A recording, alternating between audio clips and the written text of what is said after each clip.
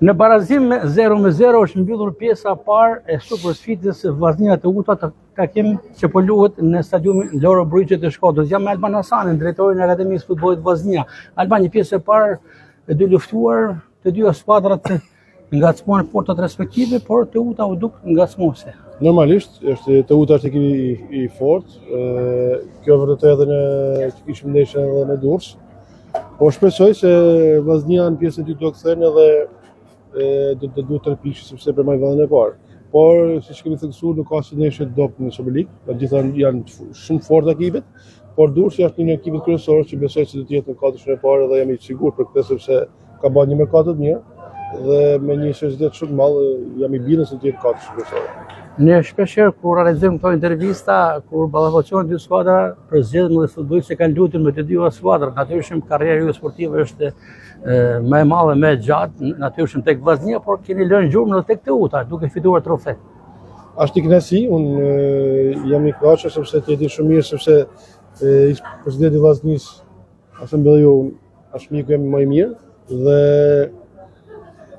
ideja më është si unë kam thënë rreth tjetër me humor si paktën se futbollis i madh duhet me pas shumë sakrificë mund, po jam krenar si kam vesh fanin e Vllaznis. Jam krenar si kam shërbyer sot pak për ekipin e Vllaznis, por ashtu edhe për ekipin e Teus Durrësit dhe jam i kënaqur para çka kam dhënë për futbollin shqiptar sepse Shkodra ka hyje, ka pas hyje, ka hyje përsëri për zjarri mirë në futbollin shqiptar.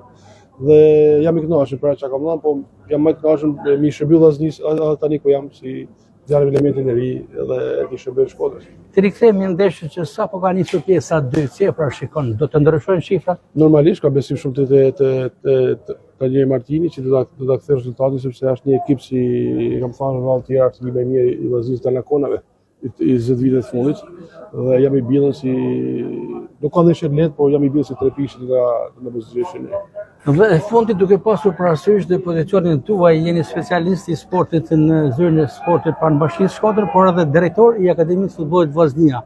Kësaj akademie që me ekipin U19 do të luajë me datë 4 dhjetor në Itali ndeshjen e Superkupës për turneun Viareggio, një ngjarje e madhe sportive. Është ngjarje shumë e madhe, është hera parë që në ndeshjen dy ekipe kampion Shqipërisë dhe kampion Italisë Genova.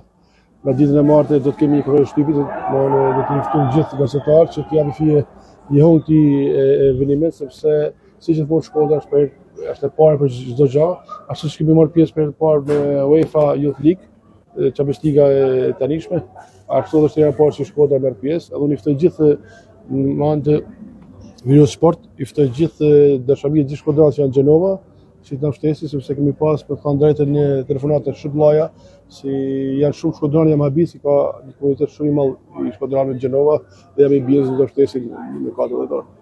Evan, faleminderit. Të nderuar miq të Videosport, ishim drejt për drejt, kemi qenë edhe në Pragnesh drejt për drejt me një opinion të drejtorit sportiv të klubit Otranto Ulçini Skendorejo, që ishte optimist për një fitore të Vllaznisë 1-0, por që akoma nuk është realizuar, ndërkohë që tashmë sapo intervistuam Alban Hasanin, ish futbollist i Vllaznisë edhe i Teutës, ka fituar trofe, por edhe në pozicionin e specialistit të sportit në zyrën e Bashkisë Shkodrës, zyrën e sportit dhe drejtor i Akademisë Futbollit Vllaznia, ku kjo akademi, siç tham, do të udhtojë me datë 4 ka një super ndeshje, Superkupa e Italisë për moshat U19, turneu Viareggio.